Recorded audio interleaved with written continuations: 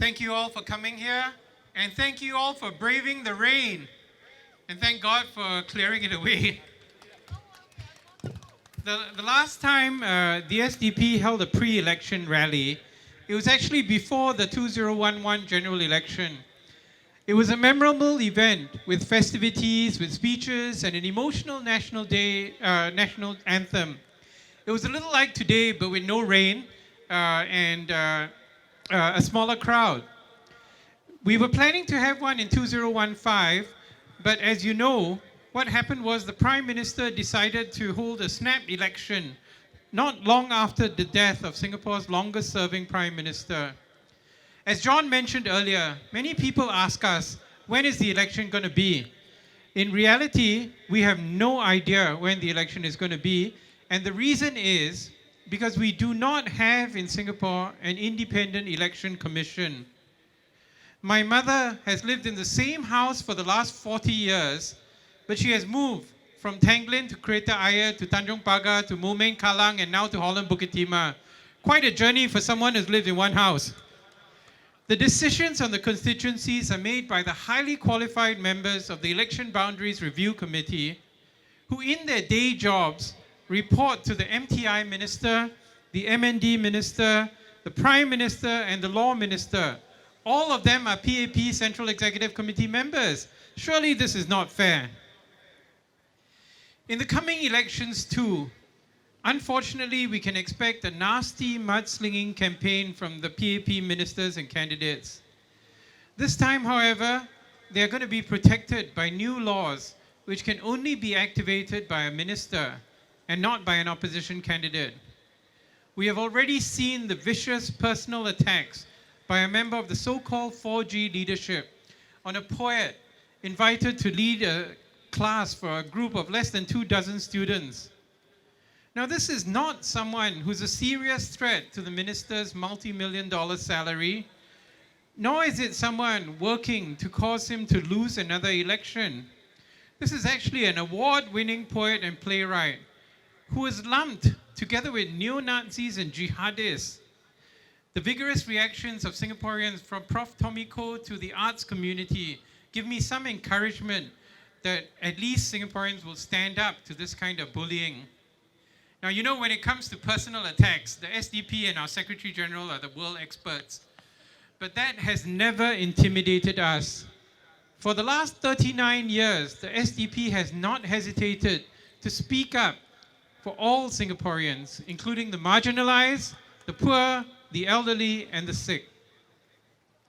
Now, the SDP doesn't just speak up. We have constructive policy proposals which cover education, housing, healthcare, jobs, immigration, and other issues. All of these are on our website and in the manifesto booklet that hopefully most of you have bought, or if you're in the process of buying. What these policies have in common is a set of values. The SDP values: people before profits, wisdom before wealth, and rights before riches. Unlike the PAP, we do not consider a pledge something aspirational. When we make a pledge, we make a promise, and we'll stick to these. And I think everyone who has followed the SDP for the last 39 years will know this to be a fact, long before I joined the party. Unfortunately, the SDP will not be able to speak up and make real change for the people of Singapore until we are elected to Parliament. You all remember the major changes that happened in Singapore after GE 2011, when the PAP dropped its vote share to a historical low. Miracles happened. There was a small old age pension in the form of the Silver Support Scheme. MediShield changed into MediShield Life, which covered pre-existing illnesses. These were positive steps. But then in 2015, we had the freak election, and then things moved backwards again. We had increase in costs. We had complicated schemes. We now have this Merdeka scheme generation program, which is so complicated that thousands of dollars of taxpayer money have to be spent employing celebrities to explain them to ordinary Singaporeans. Meanwhile, the government rolls out its red carpet for dubious foreigners with empty promises. You all know about the electric car project that suddenly disappeared when the British CEO, who had already been given privileges, including the right to buy landed property. At the same time, according to Professor Irene Ng from NUS, 11 to 13% of Singaporean households live in absolute poverty and at least a quarter in relative poverty. This simply cannot be allowed to continue in a wealthy country like ours.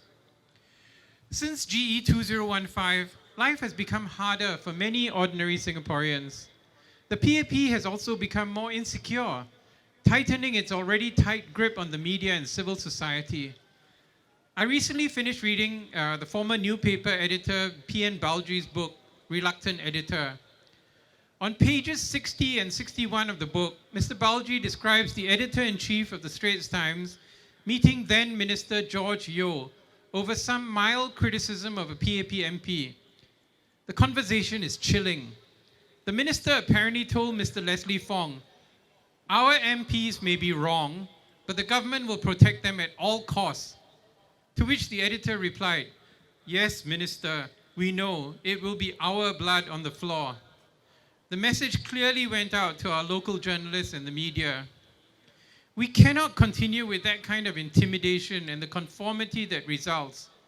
We need an independent media to cover important events and policies. Even more, we really do need independent and diverse voices in Parliament. Parliament is where ministers are held accountable to us, the people of Singapore.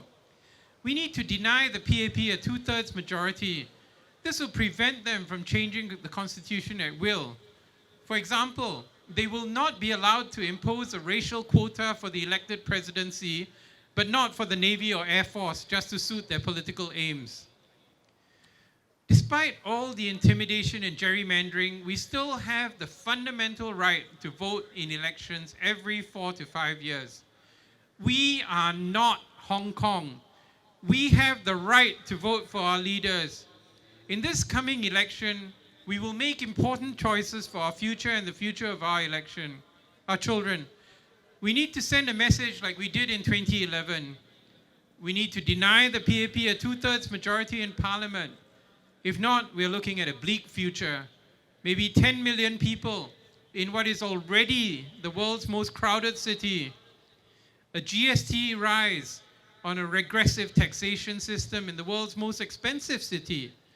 And having too much of our savings locked up in our CPF without the chance to enjoy the promised vacation or pilgrimage or simply respite from the relentlessly rising cost of living when we reach retirement age. You can say no to 10 million people, no to 9% GST, and no to retaining our CPF.